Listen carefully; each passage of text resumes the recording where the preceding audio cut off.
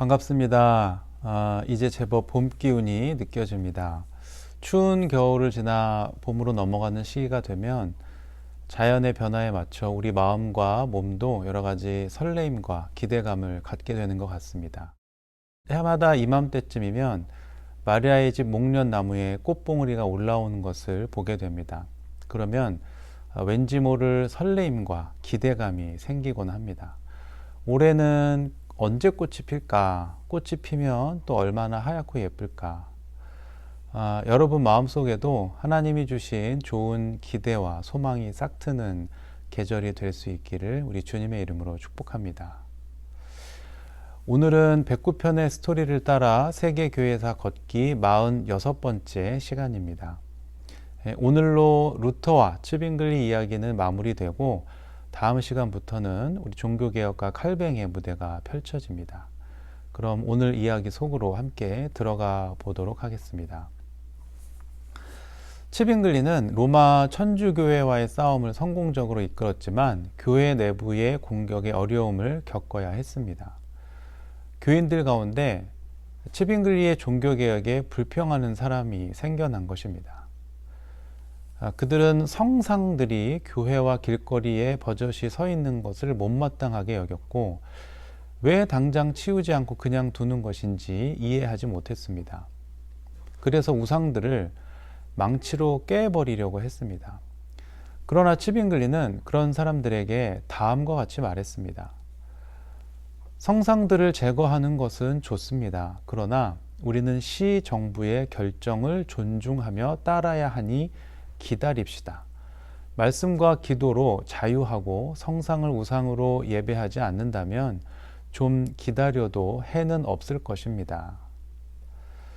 그들은 츠빙글리의 그런 태도가 마음에 들지 않았습니다. 그를 따르던 사람들이 오히려 츠빙글리를 비난하기 시작했습니다. 교회가 유아 세례를 베푸는 것에 대해서 반대했고 시 정부와 협력하는 것을 믿음이 없는 것처럼 여겼습니다. 츠빙글리의 종교개혁에 불만을 터뜨린 것입니다. 그런 교회 내 불만 분자들은 세력을 형성하더니 급기야 교회를 떠나서 자신들의 교회를 세웠습니다.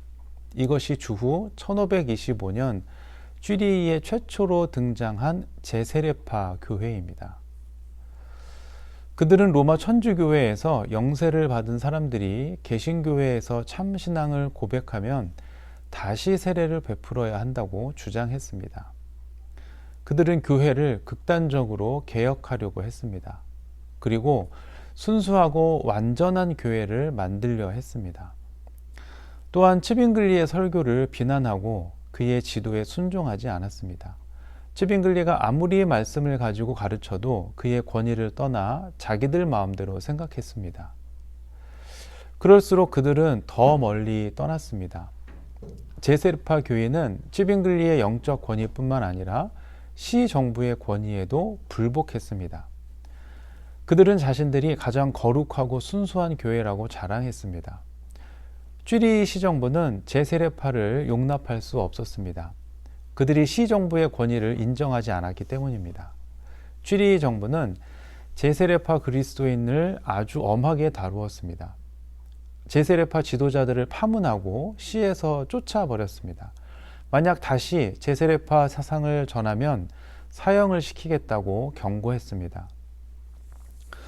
그런데 주후 1526년 펠릭스 만츠 목사가 경고를 무시하고 다시 취리히로 돌아와 사람들에게 자신의 교리를 가르쳤습니다.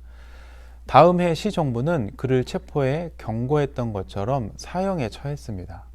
사회를 무질서하게 만들었다는 죄목이었습니다. 펠릭스 만츠는 제세례파의 첫 번째 순교자가 되었습니다.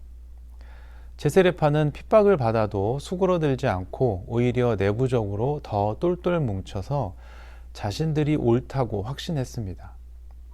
그러나 핍박이 계속되자 더 이상 견디기 힘들어 다른 곳으로 이주했습니다. 쥐리히 정부가 펠릭스 만츠를 죽이고 제세례파를 핍박하는 것은 분명 잘못한 일입니다. 신앙 때문에 사람을 죽이고 핍박하는 것은 옳지 않습니다. 그러나 자기의 생각만이 옳고 다른 사람의 생각은 전혀 존중하지 않는 태도, 나와 생각이 다르다는 이유로 상대방을 비난하고 정죄하고 갈라서는 태도 또한 옳지 않습니다. 바리새인들의 믿음이 이와 같은 모습이었고 주님은 그들을 꾸짖으셨다는 것을 기억해야 합니다.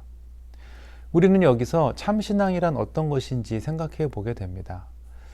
믿음과 실천에 있어 우리는 면도칼처럼 날카로운 결단만이 높은 믿음이라고 생각하는 경향이 있습니다. 신앙에 있어서 여러 기준을 만들고 그것에 부합하면 옳고 조금이라도 어긋나면 정죄하는 분위기가 없지 않습니다.